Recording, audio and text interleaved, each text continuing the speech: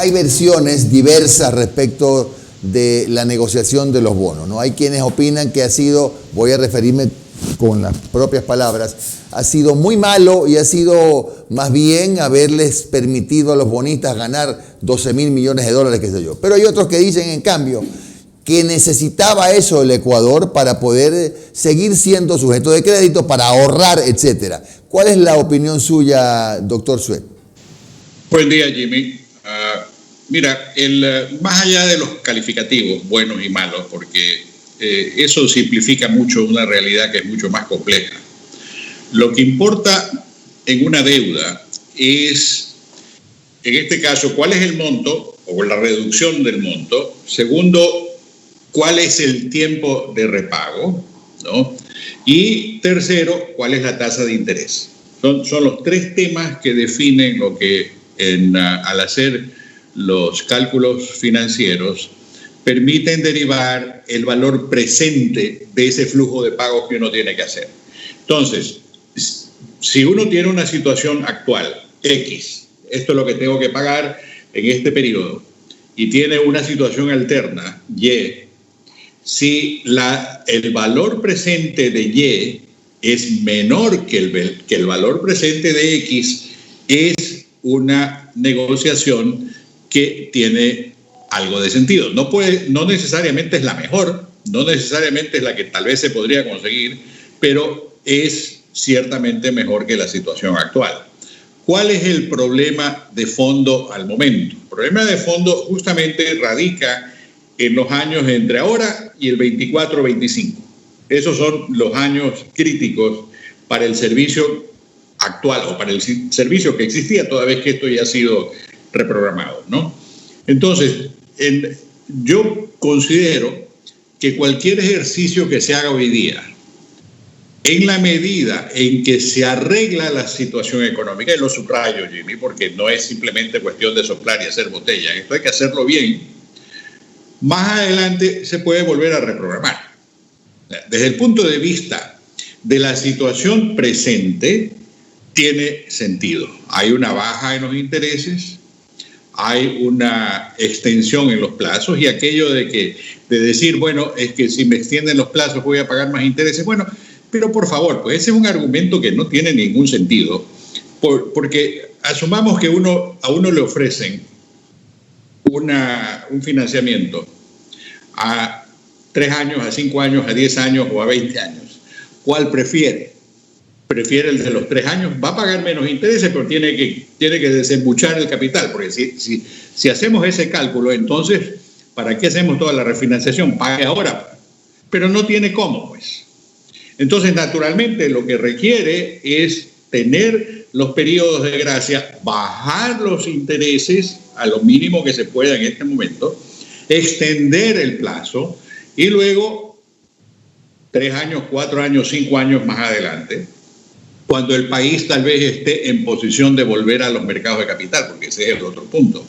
Si el país está si el país está en capacidad de volver a los mercados de capital, entonces, pues, naturalmente habrá que hacer los cambios que se tengan que hacer en ese momento. Las finanzas no son estáticas. Lo que existe hoy no necesariamente existe mañana porque las condiciones cambian. Esperemos que sean mejores y que no sean peores. Los que han cuestionado, los economistas que han cuestionado, así como muchos han dicho que ha sido una buena negociación, pero los que la han cuestionado dicen que no entienden cómo Ecuador reconoció, por llamarlo de alguna manera más fácil, sus bonos en 91 centavos de dólar cuando en marzo estuvieron en 30, 32, 33. Es decir, que ni a la corta ni a la larga fue buena la negociación. Esa parte quisiéramos que nos aclare. Piense en lo siguiente. ¿Qué se llama, no, una quiebra? Cuando alguien quiebra y se dice que es una quiebra fraudulenta, no, lo que se le acusa es de simplemente haber provocado la quiebra para de esa manera zafarse de la obligación. O supongamos a alguien que simplemente decide cobrar una póliza de seguros y le pone como es fuego a la bodega que tiene para cobrar la póliza de seguro. La práctica de simplemente entrar al mercado en cualquier momento no es pues una práctica aceptada. Es más, es contrario a la ley. Porque de todas maneras, ¿cuánto recibió el Ecuador por cada bono de $1? Recibió alrededor de $1. Entonces ahora dicen, ¿sabes qué? Yo estoy quebrado, entonces solamente te doy 35. Lo puede proponer, de hecho Correa lo hizo, ¿no? Y pues lo pudo hacer, ¿ya? Pero esa situación dentro del mercado no es una situación que ningún economista que se respete a sí mismo puede argumentar en forma permanente como que esa es la pérdida de 91 a 35. El momento que el país, el deudor, sale a comprar, ¿qué pasa con el precio de los bonos? Suben, naturalmente, porque esa es la naturaleza del mercado. Y además, repito, Jimmy, y esto es importante grabárselo, es ilegal. Eso se llama manipulación del mercado. Entonces, un país no puede simplemente entrar a manipular el mercado y después juzgar a alguien, decir, oye, pero eso lo podrías haber comprado a 35. El país no lo podía comprar a 35, el país sí podía hacer, tal vez, digamos, lograr una refinanciación con un descuento más profundo. Es otra cosa. Pero tiene que ser consensuado con los acreedores, ¿me entiendes? Claro, doctor Suet, pero sí puede haber pasado y de hecho, bueno, no se sabrá nunca porque como el tema de los bonos es no sé por qué razón confidencial. Sí puede haber pasado que en marzo mucha gente de diferentes partes, incluyendo Ecuador, haya comprado esos bonos a 31, 32 centavos y hoy día sus bonos valen 91. Sí, eso sí puede pasar. Hayan sido ecuatorianos o no. Naturalmente, quienes compraron a 35, asumiendo que efectivamente a ese precio lo compraron, y lo venden a 91, van a realizar pingües ganancias de capital, en la medida en que esos bonos nuevos se paguen, ¿no? Porque si no se pagan, entonces vuelve como es a esta montaña rusa de subidas y bajadas. Ese es el problema. Mire, el mercado, y esto es otro tema que hay que grabarse. Muchas veces los economistas les gusta hablar del equilibrio de mercado. Yo como economista le digo que el equilibrio de mercado no existe, porque lo que existe en este momento no existe después del siguiente momento. Ese es el tema. Uno tiene que actuar en un ambiente que es hiperdinámico, ¿no? Y al final lo que se define como precio es lo que las partes están dispuestas a ofertar y a pagar. Esa es la regla de mercado. Entonces, repito, esto no se trata de decir que fue lo mejor. Yo no estoy diciendo eso. Pero sí le estoy diciendo que algunas de las objeciones, como que se está pagando más porque es más largo el plazo. ¿Y qué quiere? Que el plazo sea más corto. Entonces, pues, tendría que pagar más capital. Así de simple. ¿Y de dónde sale el capital? No hay como, no se tiene. Por eso es que se alarga el plazo. Y tampoco es el caso que uno ya queda encerrado en una jaula de hierro sin poder moverse. Porque en la medida en que las cosas cambian y las circunstancias mejoran, naturalmente se puede hacer un recambio. Mire, yo lo hice en el año 84.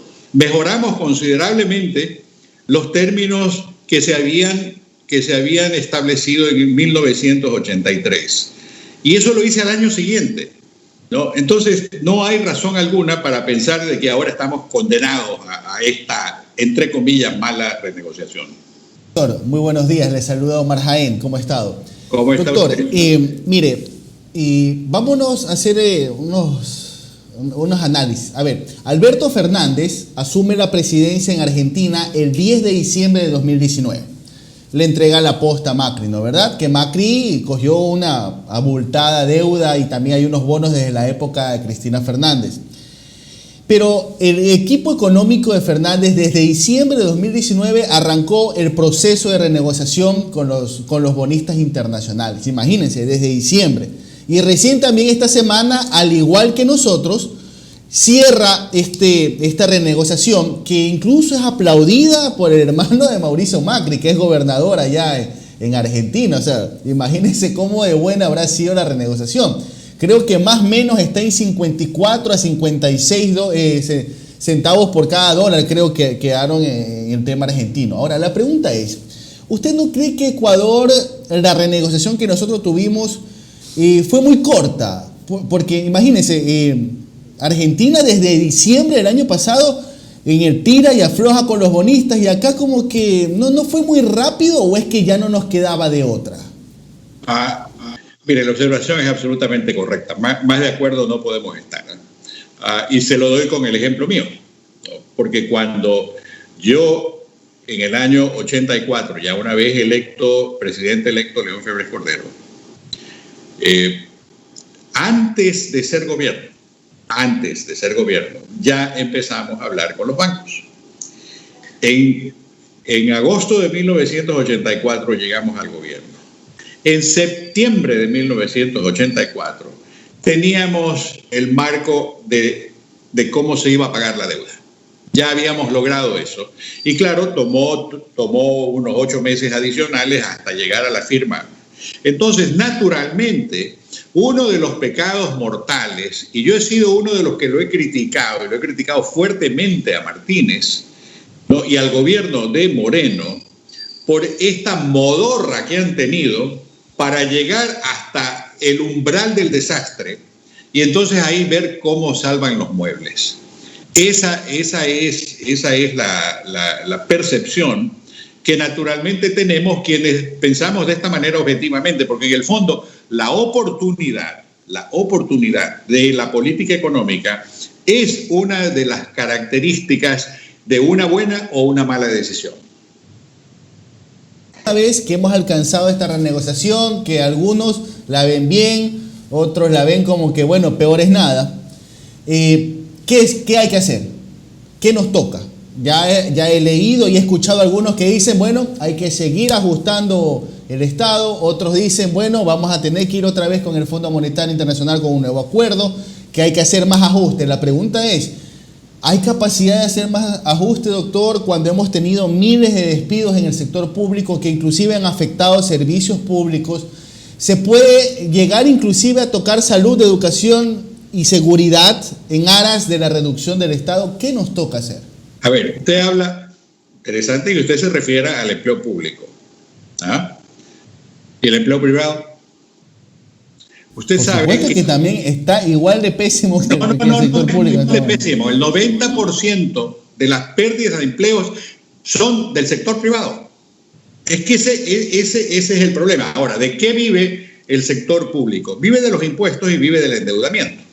No, esa es la razón y las tasas y las otras cosas que cobren, ¿no? O los ingresos petroleros en cierto modo. Pero ahora simplemente esos ingresos están totalmente mermados, porque usted y yo tenemos mucho menos capacidad para pagar impuestos de lo que teníamos en otro momento.